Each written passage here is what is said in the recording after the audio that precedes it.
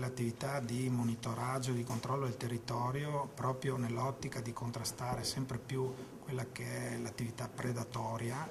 ha consentito di acquisire elementi importanti in relazione a questi tre soggetti che si muovevano tra il veneziano e il trevigiano, e elementi che ci hanno consentito nella serata di ieri di individuarli nella provincia di Treviso, nell'abitato di Villorba, e di arrestarli nella flagranza reato di concorso in furto aggravato dopo aver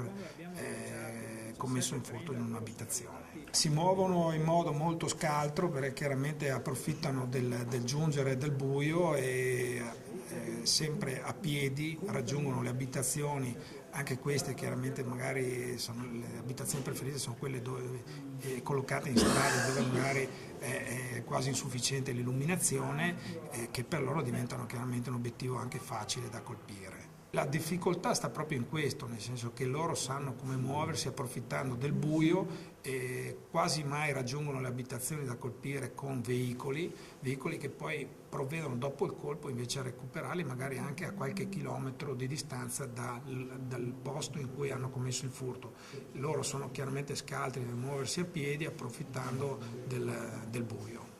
Ma il fenomeno in realtà non è nuovo, è chiaro che da parte nostra ci deve essere la massima attenzione nell'analizzare quello che è tutto l'operato di queste bande e cercare di contrastarlo sempre più. Raccogliendo quelli che sono un po' i movimenti di queste bande in continuo movimento, è chiaro che il massimo deve essere il controllo da parte nostra. I cittadini si stanno organizzando e l'importante è che senza intervenire in prima persona forniscano informazioni preziose per il nostro intervento. Ma il veneziano